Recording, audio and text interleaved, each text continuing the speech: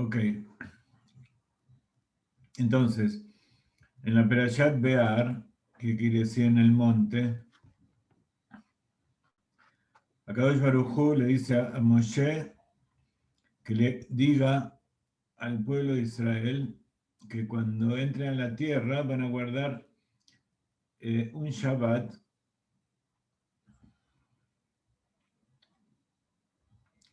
eterno, quiere decir por siempre. O sea que si está el templo, si no está el templo, si el pueblo está en exilio, si ahí está parte del pueblo, hay mitzvot que dependen de eso. El descanso de la tierra depende solamente de que haya un judío en la tierra de Israel. Ese judío tiene que cuidar que por lo menos la parte que le pertenece cumpla ciertos requisitos.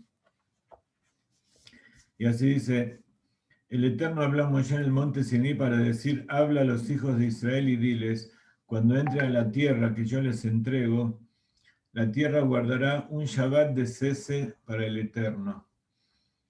Nosotros siempre hablamos de cuidar el Shabbat y nos referimos a la persona que el séptimo día tiene que abstenerse de trabajar, tiene que consagrar el Shabbat con Kiddush, teniendo placer de Shabbat y toda una serie de cosas que estudiando Torah, evitando las tareas prohibidas. ¿Pero qué quiere decir que la tierra tiene que guardar el Shabbat? Shabbat quiere decir que Dios dejó de hacer algo nuevo. El hombre, cuando vive en este mundo, tiene la tarea de cambiar la creación. Cuando Dios creó a Adán, dijo, vas a tener que cuidar y trabajar el jardín donde yo te estoy poniendo, el Gan Eden. Pero después, cuando se le entregó la Torá al pueblo de Israel, se le dio una tarea extra que en realidad está dentro de esos dos preceptos que le dio a Adán. Pero después que Adán cayó, el mundo también cayó. Las fuerzas de la impureza empezaron a tomar dominio. Dios, cuando creó el mundo, se ocultó, pero se le reveló a Adán para que Adán sepa que él es el que maneja todo. Pero cuando Adán pecó, de repente la humanidad empezó a creer que había otras fuerzas en la naturaleza, sobre todo después de los hijos de Adán. Adán nunca creyó eso, pero después de los hijos de Adán empezó todo el tema de idolatrar a las estrellas, a la tierra, a los hombres, y entonces cada vez la idolatría y la impureza fue mayor. Entonces, cuando se creó el pueblo de Israel había que hacer otras cosas extra, no solamente para cuidar lo que Dios creó, sino para limpiarlo. Entonces, el tema de Shemitah no es algo que se había ordenado desde el principio de la creación, porque la tierra tenía que dar frutos y servir para que exista el hombre, los animales, y ser la base de la existencia humana, y que en ese lugar Dios se revele. Dios creó un lugar donde Él quería vivir. Pero una vez que ese lugar se ensució, había que limpiarlo. Entonces también la tierra tuvo que empezar a hacer Shabbat.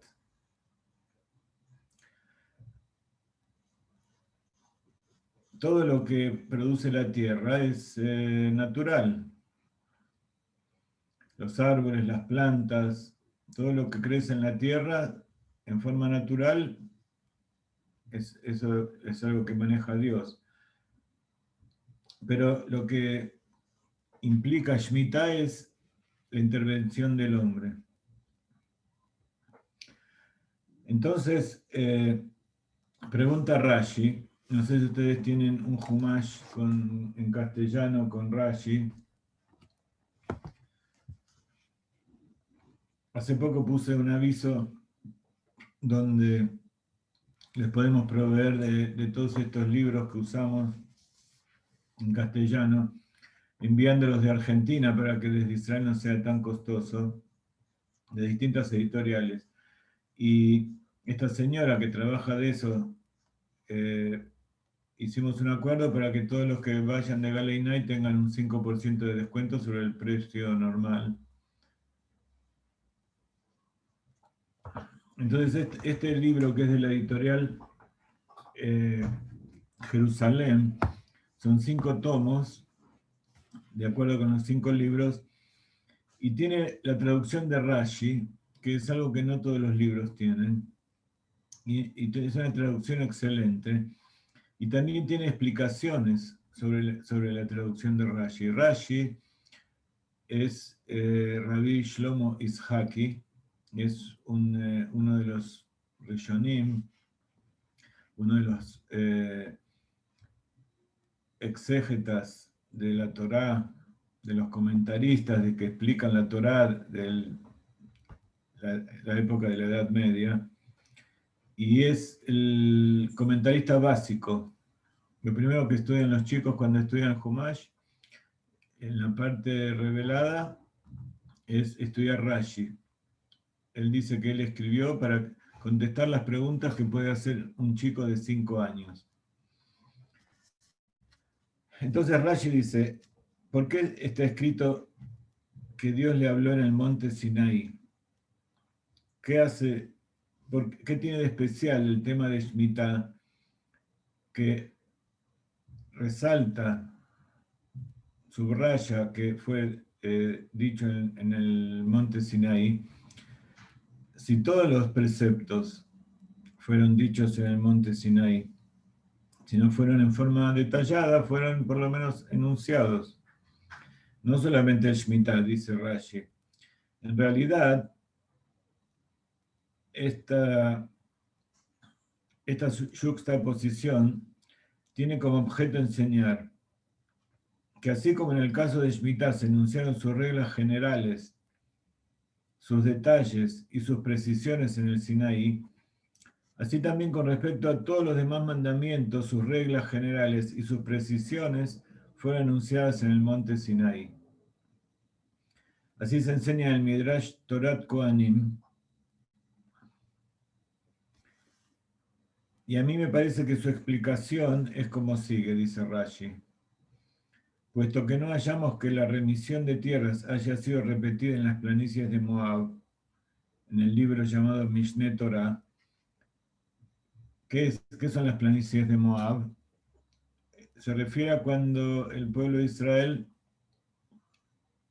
pasaron 40 años, llegaron a las planicies de Moab, que es del otro lado del Jordán, lo que hoy sería el norte de Siria y Jordania, y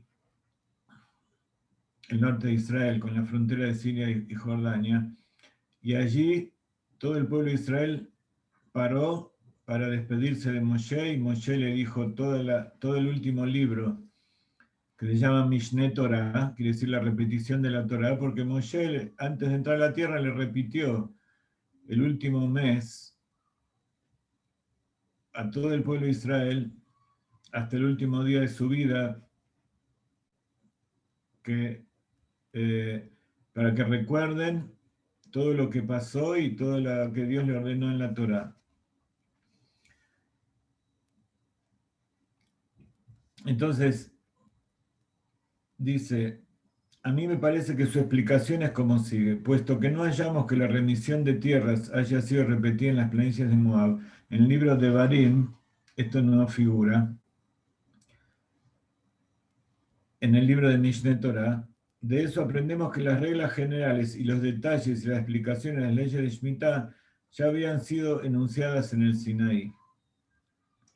Y la escritura enseña que aquí, que con respecto a todos los enunciados divinos, es decir, todos los mandamientos que le fueron comunicados a Moshe, todos ellos se originaron en el Sinaí, tanto sus reglas generales como sus precisiones, y fueron repetidos y enseñados en las planicies de Moab.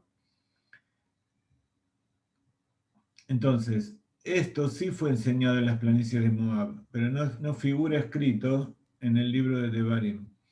Pero está acentuando algo básico e importante de todo judío, y es que todos sabemos que en el monte Sinaí, cuando Dios se reveló, dijo los 10 mandamientos.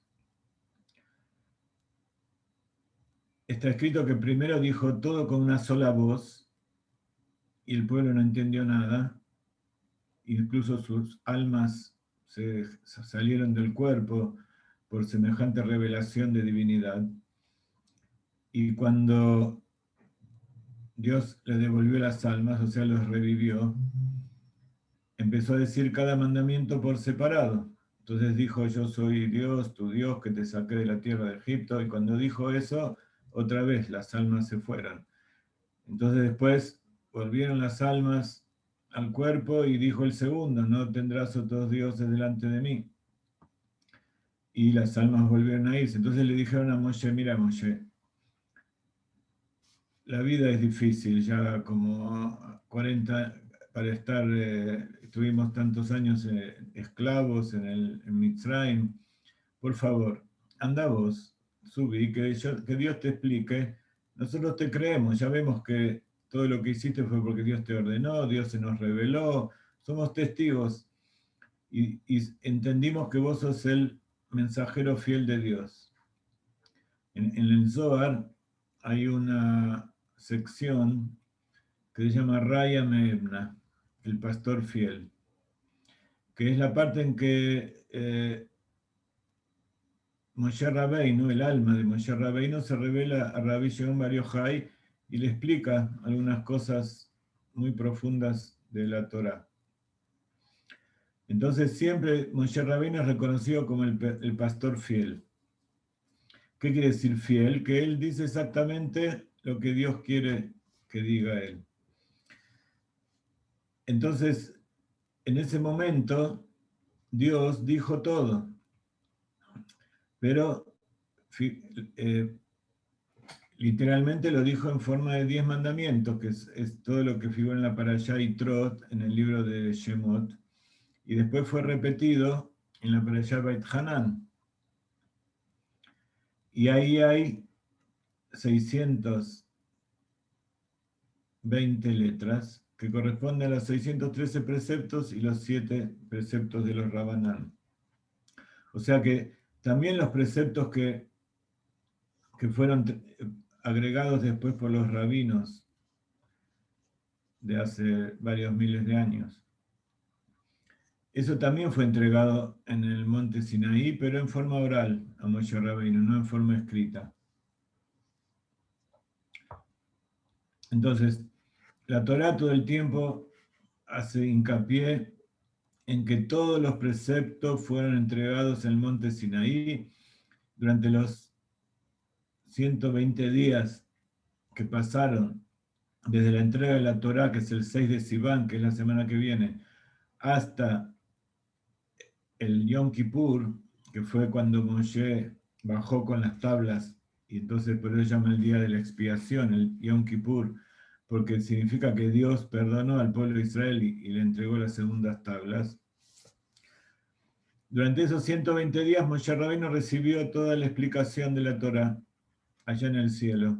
Está escrito que no comió, no bebió, subió en forma física a un lugar que nosotros no tenemos idea, pero como está escrito, era ahí arriba en el monte Sinaí.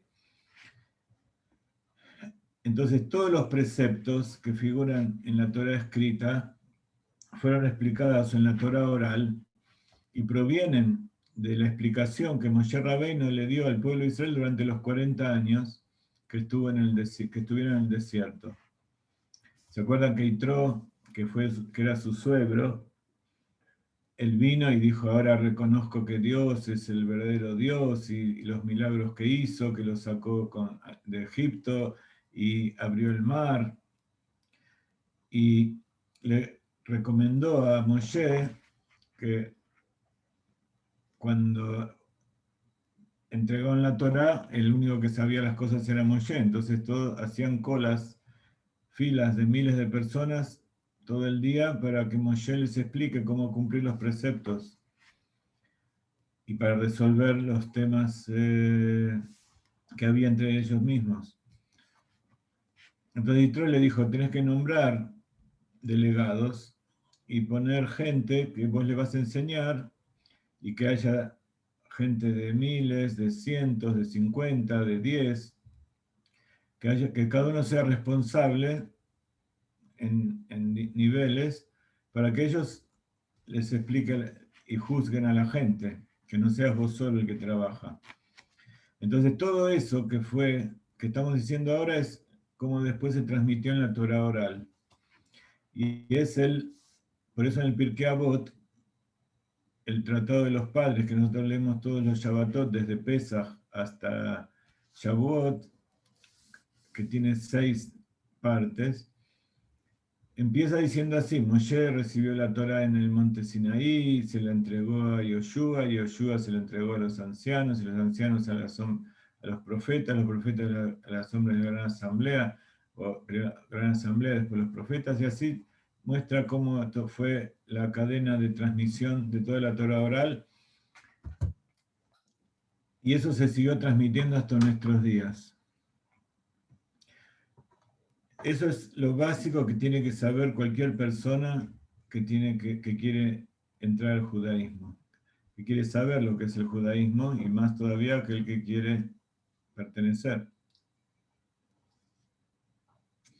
Por un lado es una creencia, pero por otro lado es responsabilidad de cada uno que uno entre, estudie y también lo sepa, no solamente que lo crea porque le gusta o porque confía, sino que él mismo sea experto y vea con sus propios ojos cómo todo eso está transmitido, y hay una coherencia desde el día de la entrega de la Torá hasta nuestros días.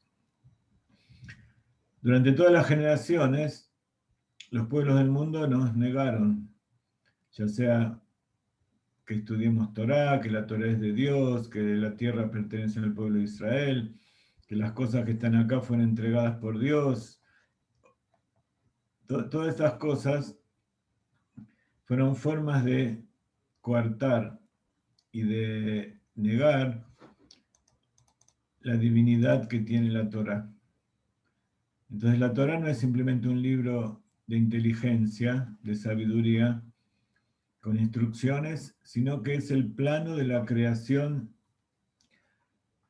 según el cual Dios creó y según el cual Dios quiere que nosotros refinemos el mundo. Y acá está la tarea que tiene cada uno que hacer. Entonces, este año de Shemitah, que comienza justamente el año que viene, después de Rosh Hashanah, que vamos a festejar este mes de septiembre, comienza un año de Shemitah.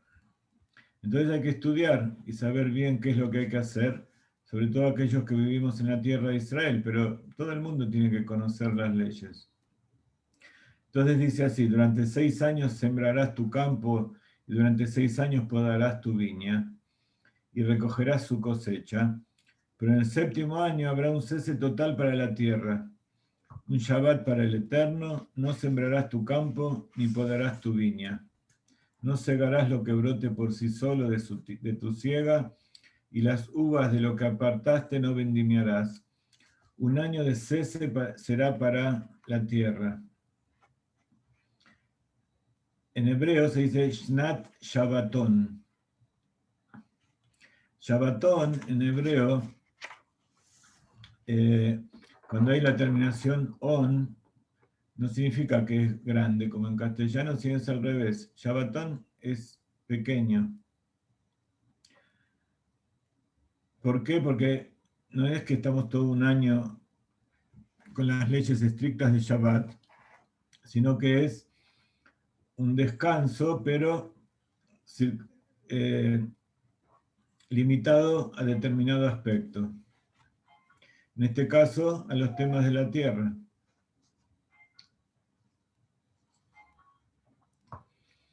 Entonces, en el trabajo de la tierra hay dos aspectos. Uno es las plantas y otros son los árboles. Entonces, en general, lo que sucede es que los frutos de los árboles, cuando la persona es un agricultor, y las verduras que cultiva, las utiliza para comer y también para vender. Y por supuesto, parte la entrega al templo y da lo que se llama la trumá, que es la ofrenda para el templo, el maaser, el 10%, la ofrenda de los pobres. Hay parte que va para el Leví, hay parte que va para el Cohen. Pero lo que está trabajando es para que el pueblo de Israel viva, para que tenga alimento. Entonces,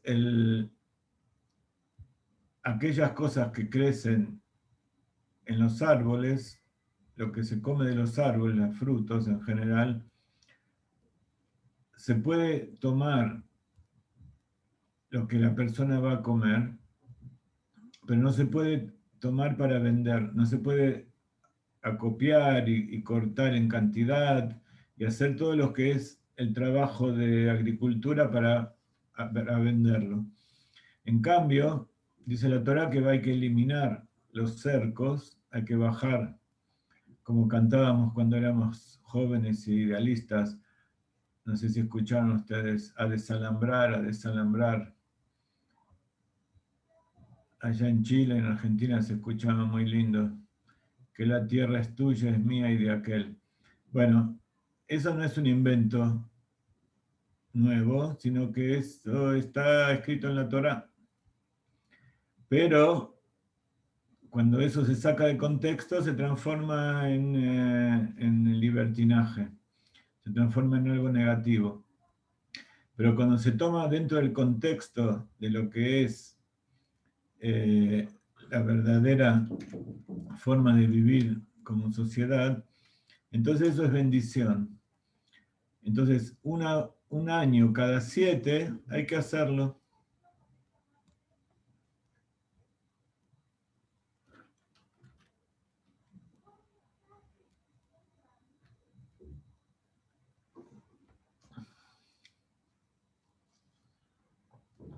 Un año cada 7 hay que hacerlo y no hay que tocar el campo. Solamente hay que hacer aquellas cosas que sirven para mantenerlo y que los árboles no se sequen y no se estropeen, lo que se llama el mantenimiento. También los sabios establecieron que cuando hay un campo alambrado con una cerca donde la persona invirtió tanto dinero y aparte lo protege de los animales, todo aquello que tiene ahí adentro, la idea no es que desaparezca todo y vuelva a empezar, sino que simplemente sea abierto y todo aquel que quiere comer puede tomar. Puede tomar lo que va a comer durante un día para su familia. Por supuesto, no tiene que llevar camiones, sino que lleva lo que necesita para comer. Todos pueden entrar y hacerlo. Pero si se bajan todos los cercos, también van a entrar los animales y van a entrar todo tipo de cosas extrañas que pueden arruinar el campo. Y esa no es la idea. Entonces los sabios dijeron que no hace falta bajar todos los cercos, sino simplemente dejar abiertos los portones para que cada uno pueda entrar en forma civilizada y tomar del campo lo que necesita. Sobre todo eso es con respecto a los frutos de los árboles.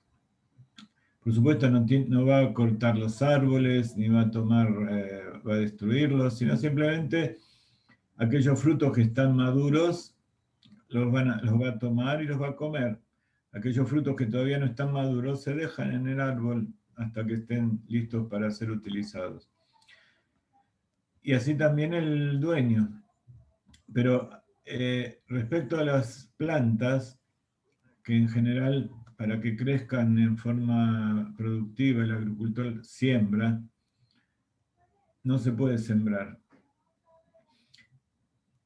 La Torá permite tomar todo aquello que crece en forma espontánea en la tierra, de las plantas, se puede cortar y utilizar para comer, pero los sabios establecieron que incluso aquello que crece espontáneamente tampoco se puede tomar. Eso es un agregado de los sabios para evitar que haya alguien que pueda sembrar y, y utilicen aquello que se sembró ese año.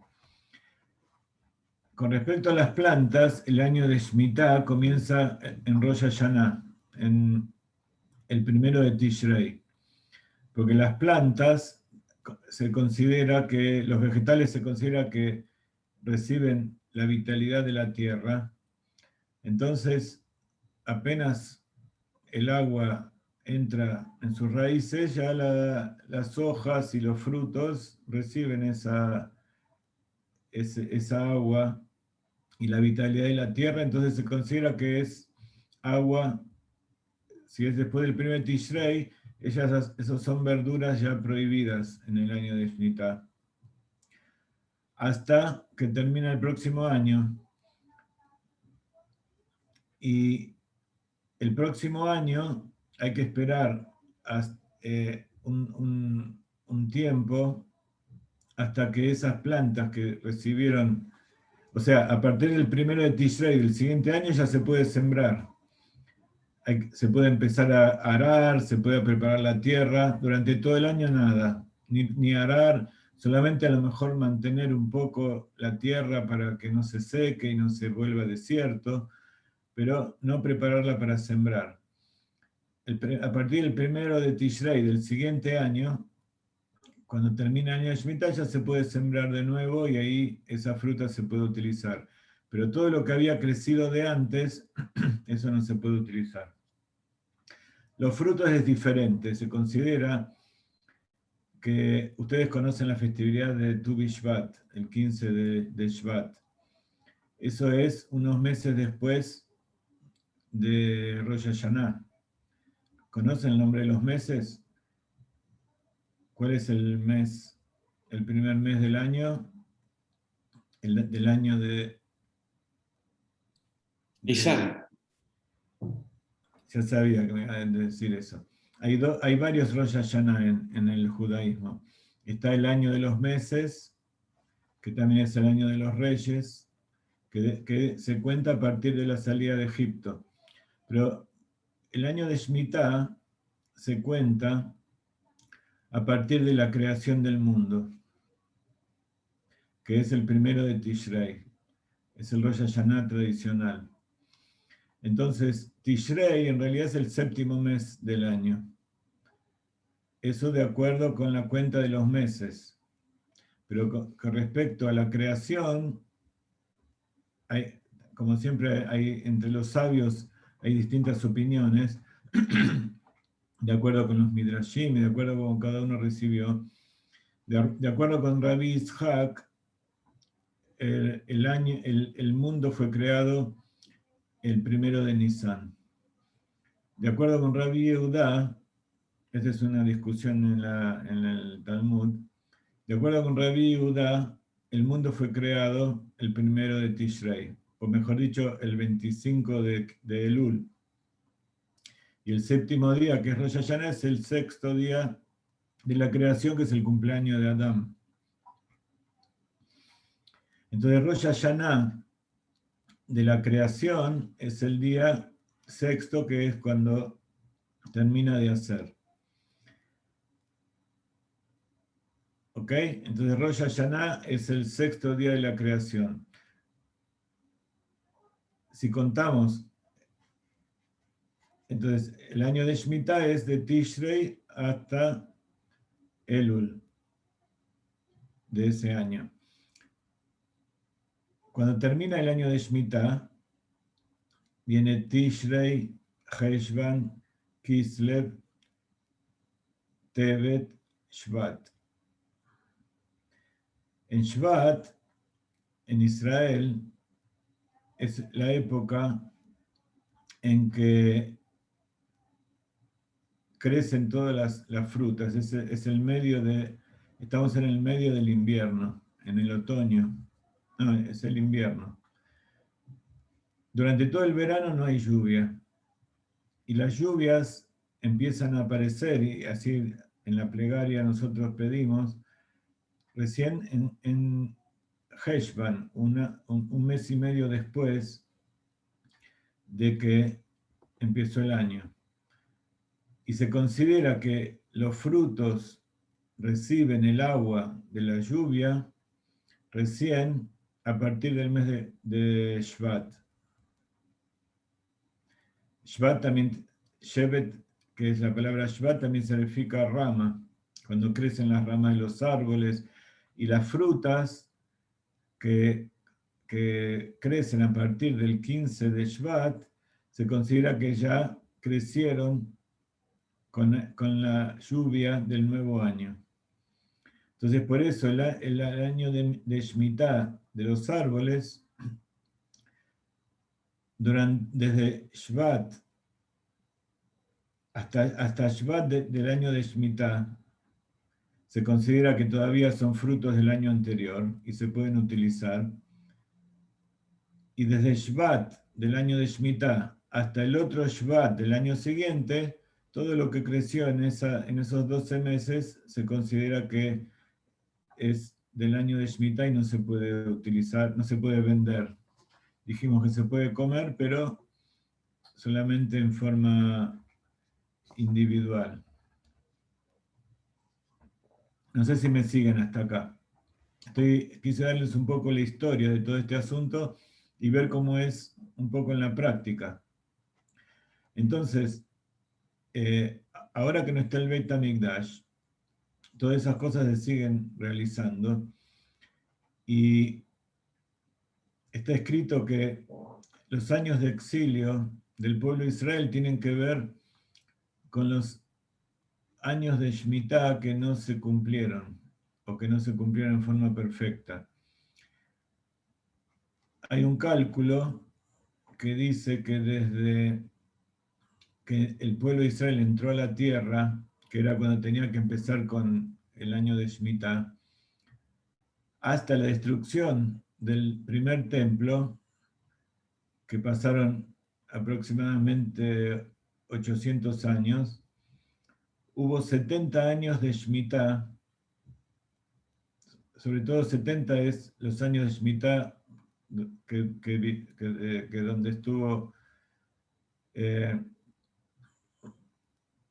son más o menos 400 años. Entonces aproximadamente durante el periodo del primer templo, hubo muchos reyes que no respetaron todo esto y parte del pueblo no respetó. Y se considera que hubo 70 años que la tierra no descansó.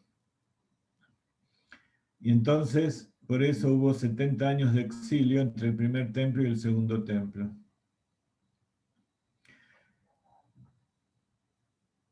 Este exilio que vivimos nosotros ahora ya son 1800 años, 1900 años.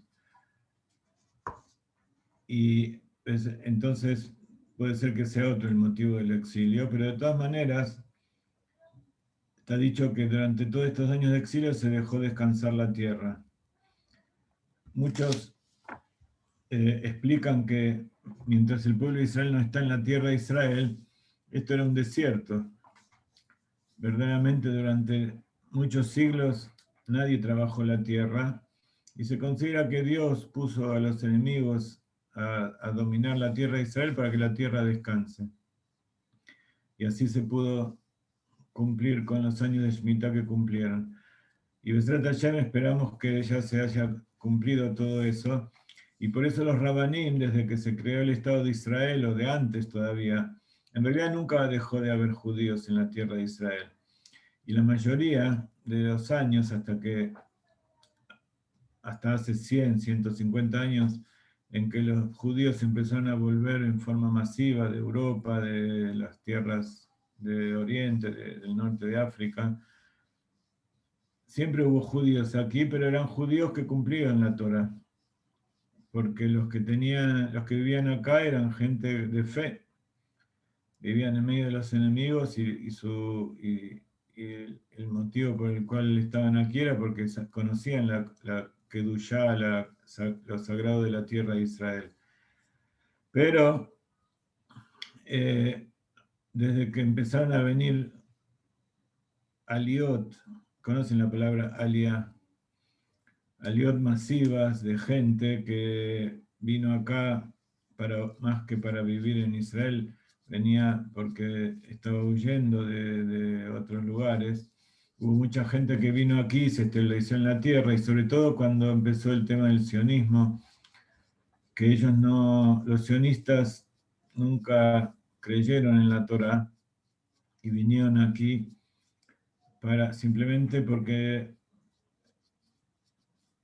era más viable que las otras ideas de vivir había una idea de vivir en la Patagonia, querían tomar parte de Argentina y de Chile ahí en el sur para hacer el Estado de Israel, o muchos fueron a la Pampa Argentina, hay pueblos, Moisésville y un montón de pueblitos de gente que vino de Europa.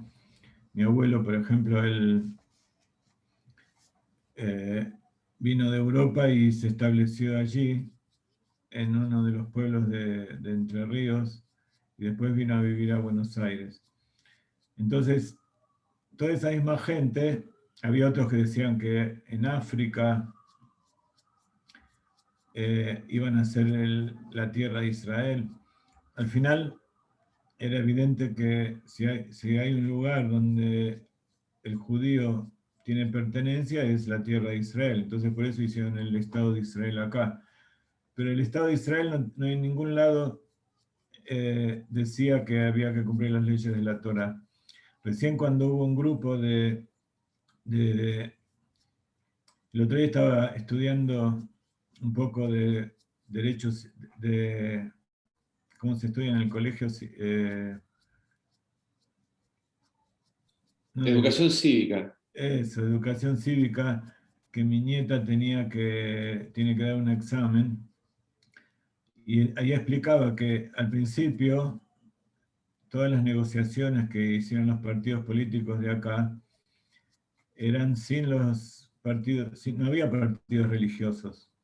Incluso la mayoría de los religiosos no querían pertenecer al gobierno porque eran todos los que establecían el Estado venían de Rusia, de Alemania, de Polonia, de todos esos lugares donde había comunismo. Y ellos no solamente no querían cumplir las leyes, sino que querían abolir todo lo que sea judaísmo. Querían hacer Rusia acá en Israel.